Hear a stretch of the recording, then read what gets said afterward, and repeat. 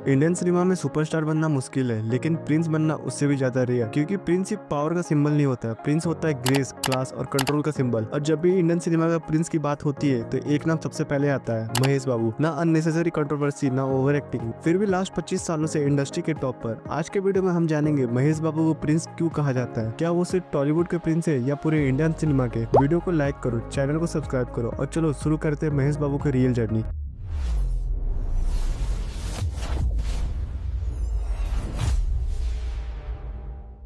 महेश बाबू का जन्म हुआ 9 अगस्त 1975 को तेलुगु सिनेमा के लेजेंडरी सुपरस्टार कृष्णा के घर। चाइल्ड आर्टिस्ट के तौर पर महेश ने बहुत छोटी एज में कैमरा फेस कर लिया था, लेकिन यहाँ एक इम्पोर्टेंट बात समझना जरूरी है। महेश बाबू स्टार किड प्रिविलेज का प्रोडक्ट नहीं बने। उन्होंने खुद डिसाइड किया कि वो सिर्फ कृष्णा का बेटा नहीं, अपनी खुद की आइडेंटिटी बनाएंगे। लीड एक्टर के तौर पर डेब्यू के बाद महेश बाबू को ओवरनाइट सक्सेस नहीं मिली। इनिशियल फिल्म एवरेज रही, ऑडियंस कंफ्यूज थी, ये हीरो है या मॉडल। महेश का एक्टिंग स्टाइल लाउड नहीं था, वो ज्यादा एक्सप्रेशन देने के बजाय सिर्फ स्क्रीन पर कंट्रोल दिखाते थे और इसी वजह से लोग उन्हें इनिशियली अंडरस्टिमेट कर गए। 2006 में रिलीज होती है पोकिरी और यहीं से महेश बाबू का करियर एक्सप्लोर कर जाता है। पोकिरी सिर्फ एक एक्शन फिल्म नहीं थी, ये महेश बाबू का ट्रांसफॉर्मेशन मोमेंट था। अंडरकवर कोप का role, cool attitude, sharp dialogue delivery, इस फिल्म ने महेश को मास और क्लास दोनों ऑडियंस का फेवरेट बना दिया। पोकिरी के बाद महेश बाबू ऑफिशियली सुपरस्टार बन चुके थे। Why people call him prince. Mahesh Babu को प्रिंस सिर्फ लुक की वजह से नहीं कहा जाता, उनका स्क्रीन प्रेजेंस क्लाउड नहीं होता, वो स्क्रीम नहीं करते, वो ओवर ड्रामेटिक नहीं होते। उनकी पावर होती है साइलेंस में। जहाँ दूसरे हीरो पंच डायलॉग मारते हैं, वहाँ महेश बाबू सिर्फ एक लुक से स्क्रीन जीत लेते हैं। इसलिए फैंस उन्हें कहते हैं प्रिंस विद काम फायर। महेश बाबू ने एक बोल्ड डिसीजन लिया, सिर्फ एक्शन या रोमांस पर स्टिक नहीं रहना। उन्होंने चूज किया mass plus social message cinema, जैसे श्रीमंतुडू, भारत अने नेनु, महर्षि।